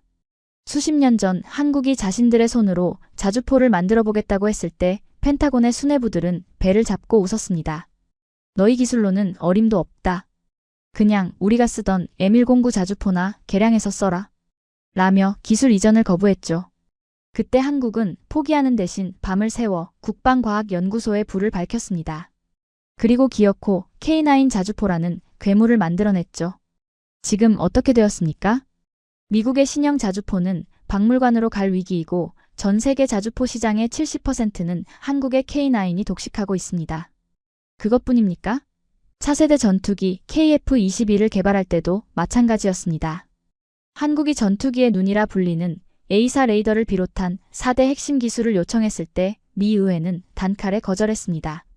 한국의 기술력으로는 향후 50년 안에도 불가능하다는 보고서까지 써가며 그들의 꿈을 짓밟았죠. 그때 한국의 연구원들이 흘렸던 피눈물을 저는 똑똑히 기억합니다. 하지만 그들은 무너지지 않았습니다. 오히려 그 치욕을 도끼로 승화시켜 단 4년 만에 미국산보다 더 정밀한 세계 최고 수준의 레이더를 국산화해 버리고 말았습니다. 결국 우리가 저 괴물을 키운 거였군. 우리의 오만함이 저들의 한을 자극해서 기적을 만들어낸 거였어. 소름이 돋았습니다. 우리는 그동안 돈으로 기술을 가두려 했지만 한국은 모멸감과 결핍을 원동력 삼아 불가능을 가능으로 바꿔왔던 것입니다. 그들은 이제 단순히 무기를 잘 만드는 나라가 아니었습니다. 자신들이 겪었던 그 서러움을 알기에 약소국의 입장을 가장 잘 이해하고 그들의 눈높이에서 손을 내밀 줄 아는 진짜 동맹국으로 진화해버린 것입니다. 그것이 바로 미국이 15분 걸리던 재장전 시스템을 한국은 160초짜리 탄창식으로 만들어낸 이유였습니다. 병사 한 명의 목숨을 미국보다 더 귀하게 여겼으니까요. 그것이 바로 1급 기밀 소스 코드를 폴란드에 미련 없이 내어준 이유였습니다. 혼자 독점하는 것보다 함께 나누며 성장하는 것이 진짜 힘이라는 것을 뼈저리게 알았으니까요. 호텔방 창밖으로 키엘체의 차가운 빗방울이 떨어지기 시작했습니다. 저는 자리에서 천천히 일어났습니다. 절망의 끝바닥, 그 영혼의 어두운 밤을 지나자 오히려 머릿속이 차갑고 투명해지는 것을 느낄 수 있었습니다. 내가 지금 이 가짜 보고서에 서명한다면? 당장은 내 자리를 보전하겠지만 이것은 역사의 수레바퀴를 거꾸로 돌리는 짓입니다. 진실은 결코 가려지지 않을 것이고 미국은 곧 한국이 만들어낸 거대한 동맹의 파도에 휩쓸려 완전히 침몰하고 말 것입니다. 암을 치료하려면 아프더라도 환부를 도려내고 현실을 인정해야 하는 법입니다. 미국은 졌다. 그리고 그 패배를 인정하는 것에서부터 다시 시작해야 한다. 제 목소리에 힘이 실리기 시작했습니다. 저는 더 이상 회사의 꼭두각시가 아니었습니다. 70년의 낡은 관성에 젖어 다가오는 미래를 부정하는 저 늙은 제국주의자들에게 지금 세상이 어떻게 바뀌고 있는지 경종을 울려야 할 의무가 생겨난 것이죠. 저는 탁자 위에 놓인 위스키를 단숨에 들이켰습니다. 독한 알코올이 식도를 타고 넘어가며 두려움으로 얼어붙어 있던 제 심장에 다시 불을 지피더군요. 타닥탁. 저는 노트북 앞에 다시 앉았습니다. 그리고 본사에서 보내온 그 추악한 가짜 보고서 초안을 휴지통에 쳐넣고 영구 삭제 버튼을 눌러버렸습니다. 대신 새로운 백지 문서를 열었습니다. 제목란에 제 손가락이 거침없이 움직이기 시작했죠. 보고서명, 미국 방산 패권의 붕괴, 그리고 한국이라는 새로운 표준에 대한 경고. 이제 도망치지 않을 것입니다. 폴란드 공장에서 보았던 그 한국인 엔지니어처럼 저 또한 제 직업과 양심을 걸고 정면으로 부딪히기로 결심했으니까요. 저는 오늘 밤 이 호텔 방에서 제가 보고 들은 모든 진실과 데이터를 1mm의 오차도 없이 기록할 것입니다. 하이마스를 압도하는 천무의 화력, 50조 원이 넘는 MRO 시장의 상실, 유럽 전역으로 뻗어나가는 K방산의 허브 전략, 그리고 무엇보다 폴란드의 심장을 움직인 한국의 그 압도적인 진심까지 모조리 말입니다. 워싱턴의 본사 이사들은 이 보고서를 보면 거품을 물고 쓰러질 것입니다. 저를 미친놈이라 욕하며 파면하려 들겠죠. 하지만 상관없습니다. 한국인들이 저에게 가르쳐준 것은 첨단 무기의 재원만이 아니었습니다. 스스로 옳다고 믿는 길을 가기 위해 기존의 질서와 타협하지 않고 끝까지 밀어붙이는 그 지독한 용기였으니까요. 기다려라, 워싱턴. 당신들이 믿고 있던 그 알량한 세상이 얼마나 처참하게 무너졌는지 내일 아침 두 눈으로 똑똑히 보여주마. 창밖의 빗소리가 점점 거세지고 있었습니다. 하지만 호텔방 안을 채우는 제타자 소리는 그 비바람을 뚫고 나갈 만큼 날카롭고 단단하게 울려 퍼지고 있었습니다. 그것은 한때 세상을 지배했던 오만한 엘리트의 유서이자 새로운 시대를 여는 대한민국을 향한 경외의 찬가였습니다. 이제 결전의 시간만이 남았습니다. 거세게 창문을 때리던 키엘체의 빗소리가 잦아들 무렵 밤을 하얗게 지새운 제 손가락이 마침내 엔터키를 힘차게 내리쳤습니다. 화면 하단에 파일 암호화 전송 완료라는 메시지가 뜨는 것을 확인한 순간 저는 노트북을 덮고 깊은 숨을 내쉬었습니다. 주사위는 던져졌습니다. 더 이상 돌아갈 곳도 후회할 시간도 없었죠. 그로부터 12시간 뒤, 저는 뉴욕을 거쳐 워싱턴 로키드 마틴 본사 45층의 긴급 이사회장, 아니 사실상의 전시청문회장 중앙에 서 있었습니다.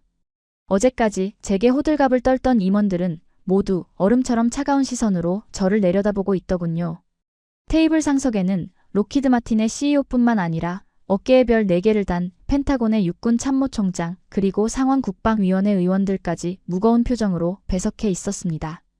유럽 방산 시장의 붕괴 위기 앞에 미국의 권력자들이 총출동한 겁니다. 스미스 부사장.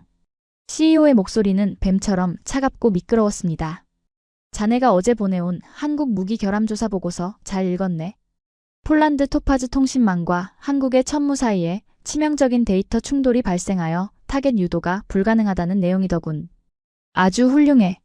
그는 흡족한 미소를 지으며 제게 마이크를 밀어주었습니다. 자, 이제 저 뒤에 있는 블룸버그와 CNN 기자들, 그리고 참모총장님 앞에서 그 내용을 브리핑하게. 자네의 입에서 공식적인 발표가 나오는 순간 주식시장의 불안감은 꺼질 것이고 저 아시아의 짝퉁 무기들은 곧장 폐기 처분될 것이야. 어서. 청문회장 뒤쪽에는 수십 대의 카메라가 저를 향해 번뜩이고 있었습니다. 이것이 그들이 짠 완벽한 각본이었습니다. 제게 영웅의 탈을 씌워 거짓을 말하게 하고 뒤탈이 생기면 저 혼자 나락으로 떨어뜨릴 비열한 함정. 하지만 그들은 몰랐습니다. 어젯밤 제가 본사 서버가 아닌 제 개인 보안 클라우드에, 그리고 워싱턴 포스트 탐사 보도팀의 암호화된 메일함에 무엇을 전송했는지 말입니다. 회장님, 그리고 참모총장님. 저는 마이크를 가까이 당기며 주머니에서 작은 USB 하나를 꺼내 노트북에 꽂았습니다. 제가 보고드린 문서는 사실 제가 지난밤 구글 번역기를 돌려 급조한 쓰레기입니다. 장내에 일순간 무거운 침묵이 내려앉았습니다. CEO의 미간이 일그러졌죠. 저는 곧바로 엔터키를 눌러 제가 밤새워 작성한 진짜 데이터를 대형 스크린에 띄웠습니다. 붉은색과 푸른색의 그래픽이 화면을 가득 채웠습니다. 진짜 데이터는 여기 있습니다. 폴란드 토룬 훈련장에서 실시된 호마르케이의 실사격 텔레메트리 기록입니다. 보시다시피 폴란드 통신망과 한국의 발사대 간의 데이터 지연율은 0.003초, 데이터 손실률은 0%입니다. 심지어 러시아군의 강력한 재밍 시뮬레이션에서도 방어율 100%를 기록했습니다. 스미스, 지금 무슨 헛소리를 하는 거야? CEO가 테이블을 쾅 내리치며 벌떡 일어났습니다. 누가 그딴 조작된 데이터를 믿을 것 같나? 시스템 구조 자체가 다른데 어떻게 결함이 없을 수가 있어? 보안 요원. 당장 스크린 꺼버려. 조작이 아닙니다, 회장님. 저는 한치도 물러서지 않고 CEO의 눈을 똑바로 응시했습니다. 이 데이터의 서명한 주체는 한국이 아닙니다. 바로 우리 미국이 주도하는 나토 무기 표준화 참관단입니다. 그들이 직접 검증하고 합격 도장을 찍은 공식 문서란 말입니다. 장내에서 웅성거리는 소리가 터져나왔습니다. 나토의 공식 검증이라면 그 어떤 언론 조작으로도 뒤집을 수 없는 절대적인 팩트였으니까요. 참모총장의 얼굴이 불그락푸르락해졌습니다. 거짓말 마. 1급 보안인 사격 통제망을 외국의 통째로 내주다니 그건 보안 규정 위반이야. 나토가 그걸 승인했을 리가 없어. 아니요, 장군님. 바로 그 점이 한국이 이긴 이유입니다. 저는 리모컨을 눌러 다음 화면으로 전환했습니다. 이번에는 미국의 하이마스 계약서와 한국의 천무 계약서가 나란히 비교되어 떠올랐습니다. 바로 여기서부터가 제가 준비한 논리적 체크메이트의 시작이었습니다. 우리는 지난 70년간 기술 보안을 핑계로 철저한 블랙박스 정책을 고수해왔습니다. 문제가 생기면 우리 기술자만이 열 수 있고 개조도 불가능하죠. 그건 보안이 아니라 고객을 평생 노예로 묶어두는 족쇄였습니다.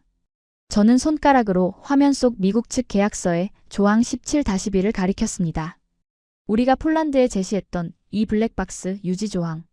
놀랍게도 이것은 올해 새로 개정된 폴란드의 자주국방 특별법 제4조와 정면으로 충돌합니다. 폴란드는 국가 비상사태 시 자국 통신망으로 완벽하게 통제되지 않는 무기는 도입할 수 없도록 법을 바꿨습니다. 즉, 우리의 하이마스 계약서는 애초에 폴란드 영토 내에서 법적 효력이 없는 한낱 휴지 조각이었다는 뜻입니다. 장내가 발칵 뒤집혔습니다. 우리 회사의 법무팀장조차 얼굴이 백지장처럼 하얗게 질리더군요. 우리는 오만하게도 고객의 국내 법조차 제대로 확인하지 않고 갑질을 시도했던 것입니다. 반면 한국을 보십시오. 저는 한국 측 계약서로 시선을 옮겼습니다. 그들은 1급 기밀인 소스코드를 개방했습니다. 하지만 그냥 던져준 것이 아닙니다. 폴란드의 시스템에 맞게 재설계하는 과정에서 나토 보안 표준화 규정 4586을 완벽하게 적용했습니다. 즉, 기술은 공유하되 그 보안의 틀은 나토의 룰을 따랐다는 것이죠. 기술적 유연함과 법적인 완벽함. 한국은 이 두 가지로 우리의 발목을 벤 겁니다. 참모총장이 이마에 땀을 닦으며 더듬거렸습니다. 그래도 50조 원의 MRO 시장까지 넘어간 건 아니지 않은가? 발사대 몇 개 팔렸다고 해서 제국이 무너지지는 않아. 정말 그렇게 생각하십니까? 저는 비릿한 웃음을 지으며 최후의 화면을 띄웠습니다. 지도 위의 붉은 선들이 유럽 전역으로 뻗어나가는 키엘체에서 보았던 바로 그 소름 끼치는 한국의 허브 전략 지도였습니다. 그리고 그 지도 위에는 오늘 아침 발효된 따끈따끈한 서류가 겹쳐져 있었습니다. 오늘 오전 7시 루마니아와 에스토니아 국방부가 미국 국방부로 발송한 계약 파기 통보서 사본입니다. CEO의 눈이 튀어나올 듯 커졌습니다. 무슨 소리야? 에스토니아는 우리와 하이마스 도입 양해각서를 체결했잖아. 양해각서는 구속력이 없습니다, 회장님. 그들은 우리의 하이마스를 버리고 폴란드에서 조립되는 한국의 호마르 K와 K9 자주포를 불가역적 본계약으로 확정했습니다. 사유는 명확합니다. 미국보다 배송은 3년이 빠르고 화력은 2배이며 무엇보다 유지보수를 폴란드 국경만 넘어가면 받을 수 있으니까요. 저는 숨 쉴 틈도 주지 않고 팩트를 쏟아부었습니다. 미국에서 부품 하나 실어오려면 대서양을 건너야 합니다. 한국은 폴란드에 공장을 지어버렸습니다. 부품 조달 기간 미국 3개월대 한국 24시간. 이것이 게임의 끝입니다. 한국은 단순히 무기를 판 것이 아니라 유럽 대륙에 자신들의 멀티기지를 건설한 것입니다. 이제 우리는 유럽에서 단 한 푼의 유지보수 비용도 벌 수 없습니다. 50조 원이 아니라 향후 30년간 발생할 300조 원의 시장이 오늘부로 완벽하게 그리고 법적으로 증발했습니다. 끄흥. CEO가 심장을 부여잡고 털썩 주저앉았습니다. 그의 얼굴은 죽은 사람처럼 잿빛으로 변해 있었죠. 수십조 원의 주식이 허공으로 날아가고 70년 제국의 철옹성이 아시아의 작은 나라가 파고든 논리적 빈틈에 의해 산산조각 나는 순간이었습니다. 뒤쪽의 기자들은 미친 듯이 타자기를 두드리고 있었습니다. 내일 아침 워싱턴 포스트 일면에는 제가 밤새워 쓴 진짜 보고서의 내용과 함께 록히드 마틴의 이 처참한 패배가 전 세계로 타전될 것입니다. 참모총장은 망연자실한 표정으로 허공을 응시하고 있었습니다. 그들의 눈에는 이제 분노도 오만함도 남아있지 않았습니다. 오직 자신들이 그토록 무시했던 대한민국이라는 거대한 괴물 앞에서 느끼는 순수한 공포와 허탈감만이 감돌고 있을 뿐이었죠. 저는 천천히 넥타이를 풀었습니다. 제국의 족쇄 같았던 그 답답한 실크 조각을 테이블 위에 툭 던져버렸죠. 그리고 안주머니에서 미리 준비해둔 흰 봉투를 꺼내 CEO의 코앞에 내려놓았습니다. 제 사직서입니다. 당신들의 오만한 파티는 끝났습니다. 저는 뒤도 돌아보지 않고 청문회장의 육중한 문을 열고 걸어 나왔습니다. 등 뒤에서 경비원들이 달려오거나 누군가 소리치는 소리는 들리지 않았습니다. 이미 그들은 한국이 던진 완벽한 체스판의 체크메이트 앞에 숨조차 제대로 쉴 수 없는 상태였으니까요. 45층 빌딩 로비 밖으로 나오자 워싱턴의 눈부신 아침 햇살이 제 얼굴을 비추었습니다. 수십 년 만에 처음 느껴보는 홀가분함이었습니다. 저는 거리 한복판에 서서 크게 심호흡을 했습니다. 가슴속에 맺혀있던 응어리가 단숨에 씻겨 내려가는 듯한 해방감이 저를 감쌌죠. 내가 믿었던 세상은 무너졌습니다. 하지만 두렵지 않았습니다. 지구 반대편의 작은 나라, 끝없는 모멸과 결핍 속에서도 포기하지 않고 기어이 세계를 뒤흔든 대한민국의 그 치열한 생존 방식이 저에게 새로운 세상을 살아갈 용기를 주었으니까요. 주머니 속의 휴대폰이 미친 듯이 울리기 시작했습니다. 아마도 전 세계의 헤드헌터들과 언론사들이 이 세기의 내부 고발자를 찾기 위해 아우성을 치는 것이겠죠. 하지만 저는 서두르지 않았습니다. 저 멀리 국회의사당의 성조기가 바람에 펄럭이는 것을 바라보며 저는 조용히 미소 지었습니다. 배우던 자가 가르치는 시대라. 저도 모르게 혼잣말이 새어나왔습니다. 그렇습니다. 이제 인정해야만 합니다. 과거의 선생님이었던 미국은 늙고 병들었고 피눈물을 흘리며 기술을 구걸하던 그 학생은 이제 세계의 국방을 책임지는 새로운 스승이 되었다는 사실을 말입니다. 그리고 그 거대한 역전극의 증인이 될 수 있었다는 사실이 오늘따라 유독 자랑스럽게 느껴졌습니다. 대한민국 당신들의 완벽한 승리입니다. 그 완벽한 승리의 여운을 온몸으로 느끼며 저는 국회의사당 앞 공원의 벤치에 조용히 앉았습니다. 차가운 겨울바람이 옷깃을 파고드는 2026년 1월 바로 지금 이 순간의 일입니다. 방금 전 뉴욕 증권거래소의 개장벨이 무겁게 울려 퍼졌습니다. 제 스마트폰 화면 속 다우존스 지수판은 로키드 마틴과 미국 군수복 합체들이 쏟아내는 매도 물량으로 온통 핏빛처럼 붉게 물들어 있습니다. 유럽 시장 300조 증발, 미 국방부 긴급 성명 발표라는 자극적인 헤드라인들이 1초 단위로 화면을 뒤덮고 있죠. 펜타곤과 백악관은 지금 이 시간에도 전화통에 불이 나고 어제의 동료들은 서로에게 책임을 떠넘기며 비명 지르고 있을 것입니다. 하지만 이상하게도 그 아수라장을 바라보는 제 마음은 호수처럼 고요하기만 합니다. 대신 제 눈길이 오랫동안 머무는 곳은 서울에서 타전된 또 다른 뉴스 기사입니다. 폴란드 호마르 K, 루마니아 에스토니아 실전 배치 완료라는 짤막한 속보와 함께 유럽의 국경선을 늠름하게 지키고 있는 한국산 괴물들의 사진이 떠올라 있더군요. 그 사진을 조용히 어루만지는 제 손끝에는 기묘한 경외감마저 맴돌고 있습니다. 우리는 지난 70년간 최첨단 무기를 팔면서 거만한 통제자 노릇을 했습니다. 1급 기밀이라는 철창 속에 동맹국들을 가두고 오직 우리가 허락한 산소만을 마시게 했죠. 그것이 질서를 유지하는 유일한 힘이라 믿어 의심치 않았으니까요. 하지만 대한민국은 달랐습니다. 그들은 과감하게 철창을 부수고 그 열쇠를 파트너의 손에 흔쾌히 쥐어주었습니다.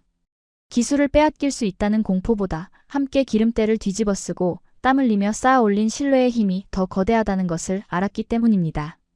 수십 년 전 미국의 낡은 탱크와 도면을 받아들고 모멸감에 눈물을 삼키던 그 가난한 나라가 이제는 그 누구도 흉내낼 수 없는 포용의 기술과 압도적인 진심으로 전 세계의 안보를 구원하고 있는 것입니다. 참으로 뼈아픈 패배이자 동시에 제 평생 가장 아름다운 가르침이었습니다. 우리는 천문학적인 돈을 잃었지만 세상은 동맹의 마음을 어떻게 움직여야 하는지 그 진짜 정답을 배웠습니다. 이제 저는 세계 최고의 방산 전문가도 오만한 제국의 수석 전략가도 아닙니다. 그저 오늘 아침 평범한 한 명의 시민으로 돌아와 지구 반대편에 있는 새로운 스승 대한민국을 향해 고개 숙여 깊은 존경을 표할 뿐입니다. 지금 워싱턴의 아침 하늘은 눈이 시리도록 푸르릅니다. 거리에는 여전히 바쁘게 출근하는 사람들의 발소리가 가득하지만 저는 압니다. 제가 발을 딛고 서 있는 이 세계의 질서는 방금 이 순간을 기점으로 완벽하게 그리고 영원히 바뀌었다는 사실을 말입니다. 오늘 이야기 어떠셨습니까? 미국의 오만한 갑질에 맞서 1급 기밀 개방이라는 전무후무한 신의 한 수로 유럽 방산 시장 300조 원을 집어삼킨 대한민국의 통쾌한 역전극이었습니다.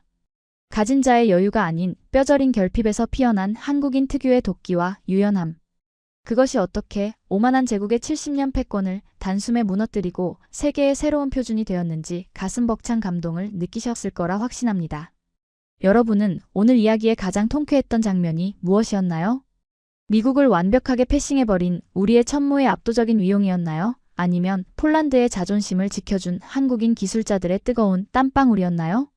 주변의 소중한 분들에게 이 자랑스러운 대한민국의 이야기를 널리 공유해 주십시오. 한국인이라는 사실이 자랑스러워지는 하루가 될 것입니다.